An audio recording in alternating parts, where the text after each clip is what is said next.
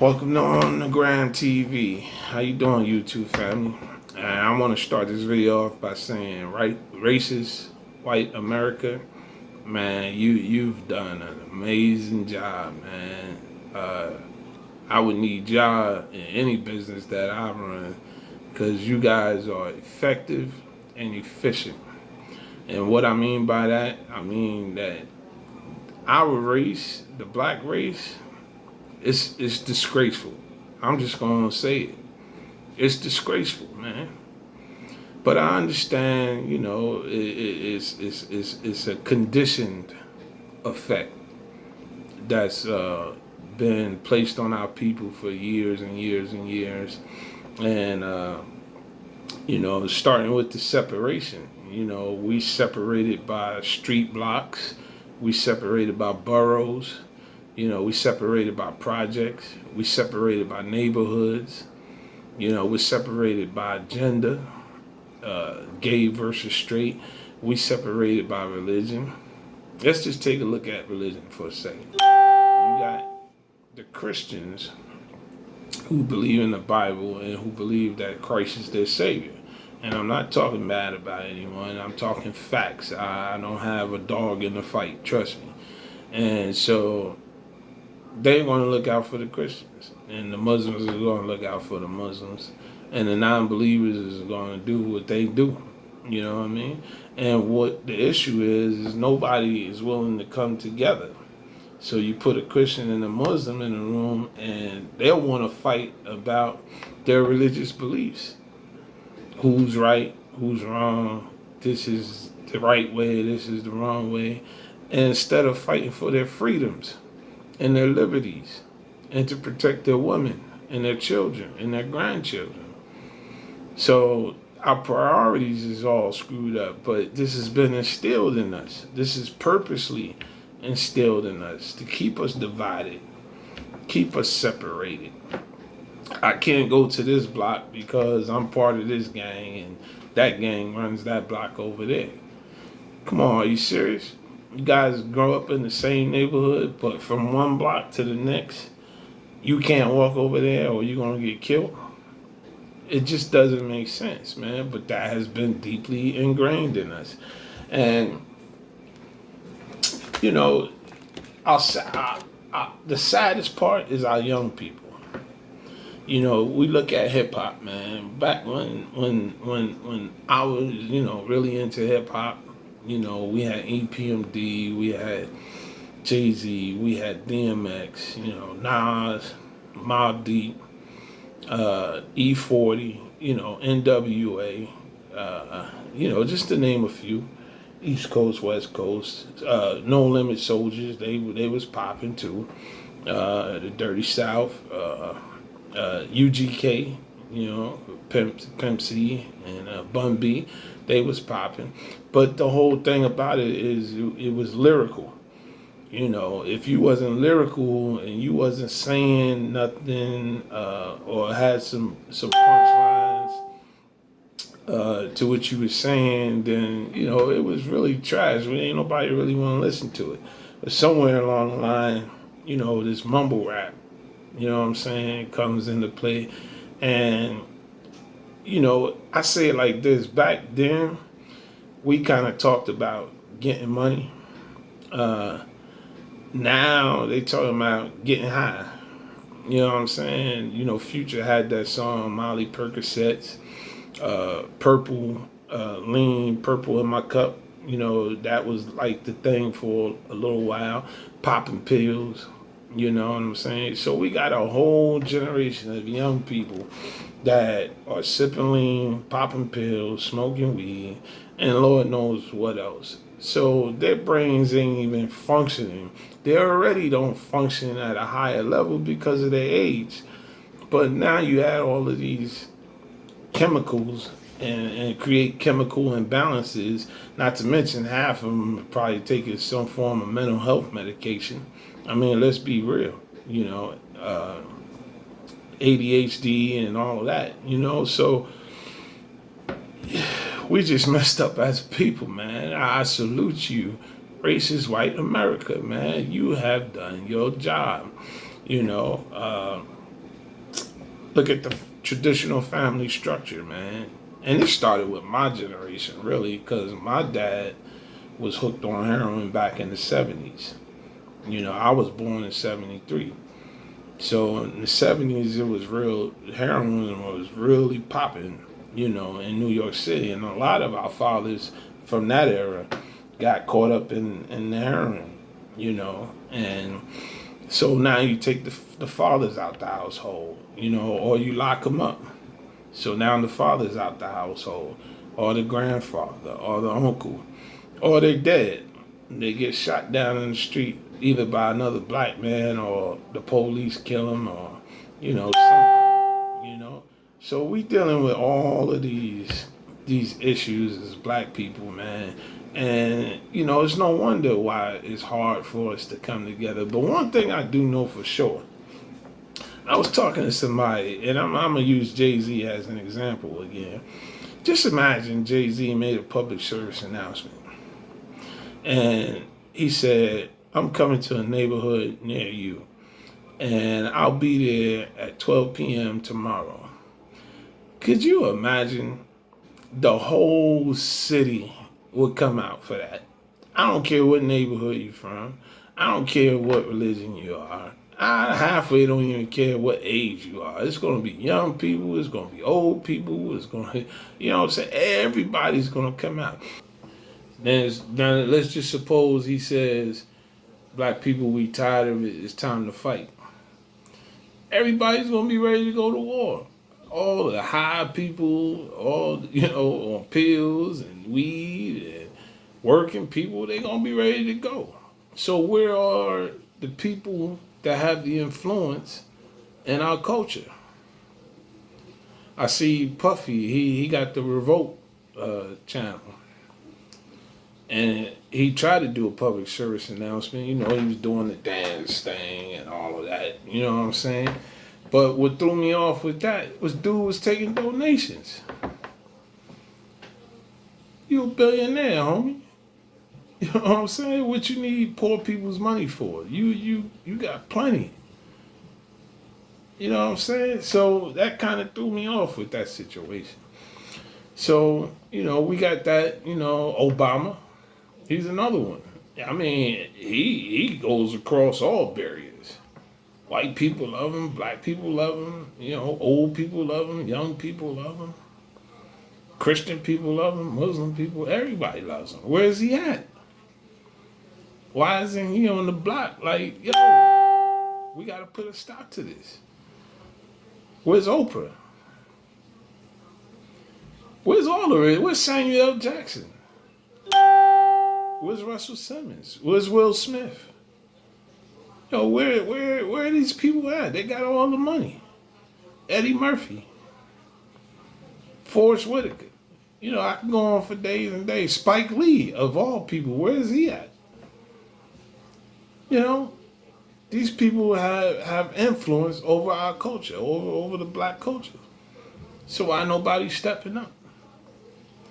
So, you know, that's just some of the issues. You know, we got this demasculation of our youth, of our men. Got men running around with dresses on. You got 13-year-old boys saying they want to be girls. And I'm not against nobody, but and this stuff was unheard of. You know, 20 years ago, 30 years ago, it was unheard of. You know, so they've been pushing this agenda for some time now, for years. And our music. Take the Tekashi 6ix9ine situation for example. You know, I've never seen anything like that in my life, man. But this guy commits crimes with his crew. Then he turns around and becomes a federal witness. Does, 2 years? Everybody else get 15, 20 years. He gets 2 years. And then he comes home and breaks records. I mean, like, just breaks records. This is the culture we're living in, where people support and condone this type of these types of actions. This is the culture that we're living in. It's like everything is backwards, man. It's like what used to be good is bad now.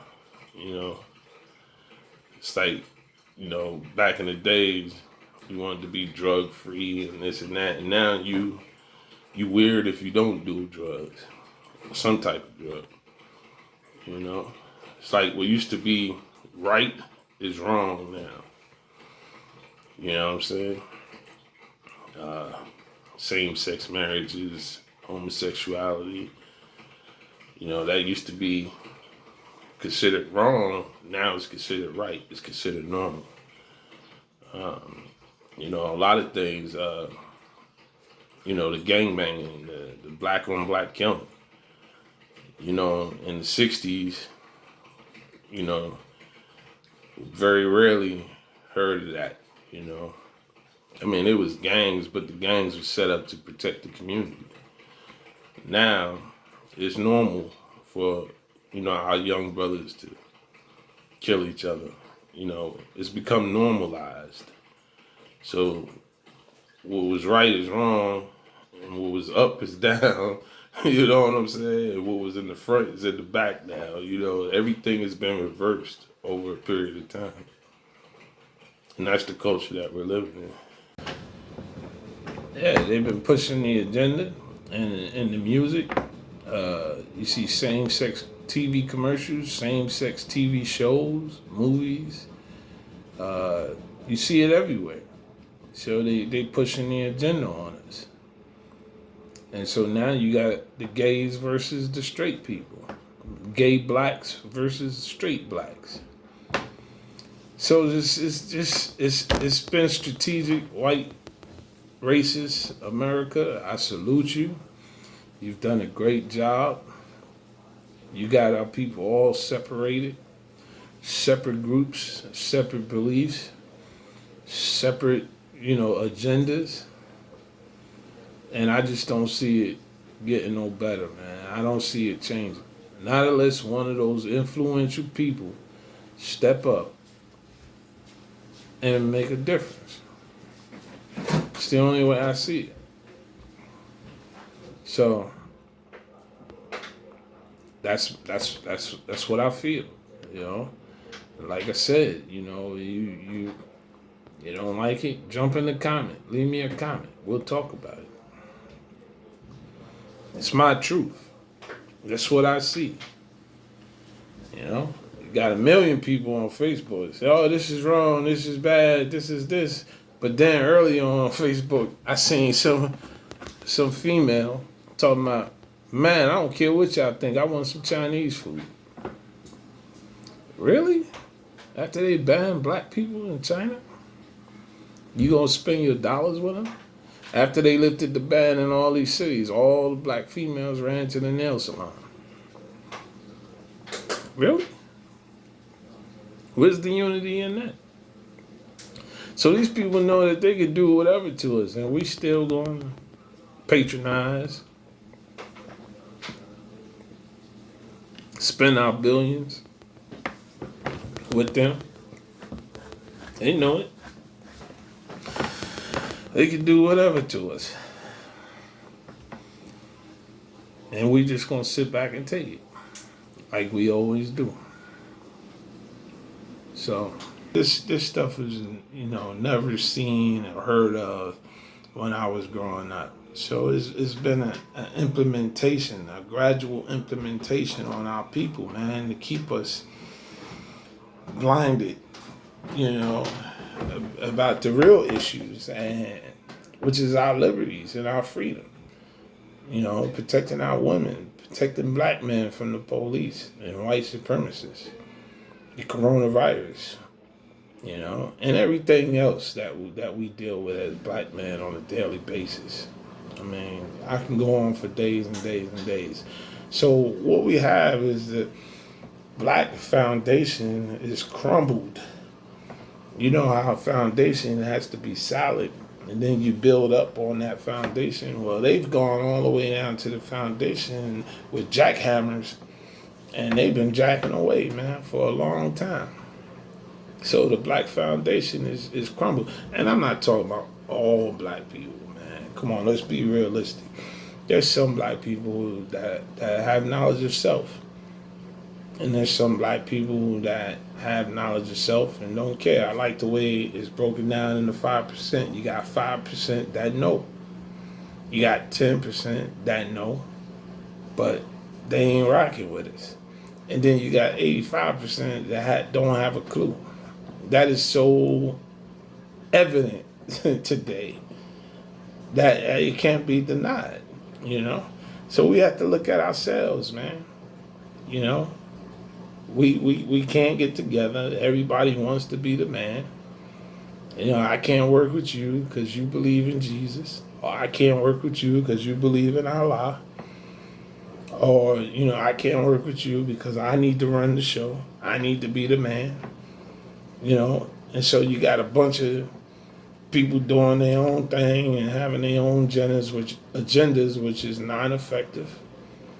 You know, I don't know, man. It's a disgrace. You know, when I look at it, it's disgraceful to me, man. I'm not ashamed to be black, but damn, you know what I'm saying? Just last night here in Indianapolis, 4 shootings. 4. With everything that's going on with the police and the white supremacists and coronavirus, 4 different groups of people found time to try to kill each other. And all this stuff is happening in the inner city, low income areas. You know, look at the water in Detroit. It's been jacked up for years in the black community. Education system in the black community, housing in the black community, asbestos in the walls, and you know, why is it just our community that has to always deal with these issues? And then we don't even deal with them. We just tolerate them, and we live in them as if it's okay. So, white America, again, I salute you, man. You've done a great job in dumbing our people down, man. And you have done an amazing job. So, I mean, the truth is the truth. If you don't like it, let's go toe to toe. Leave a comment. I'll answer it. I'll respond to it. And I'm going to respect your point of view, and I hope you respect mine. But that's my point of view. I just see it as it is. So, it's almost a hopeless situation for us, man. It's hopeless, man. It's like, lead us to the slaughterhouse. A bunch of pigs and cows, you know, that can't think for ourselves. We waiting for somebody to save us, not realizing that we need to step up and save ourselves. We need to protect ourselves. We need to protect our children, our women. You know, and I ain't talking about, you know, running up in no precinct and trying to kill the police or nothing like that. But I am talking about patrolling our neighborhoods, making sure the police don't treat us bad. I am talking about going to, you know, our local political offices and letting these people know how we feel. I am talking about getting out and voting to put, you know, people in office that care about us and our needs. Come on, people. Come on, black people. Come on. Peace.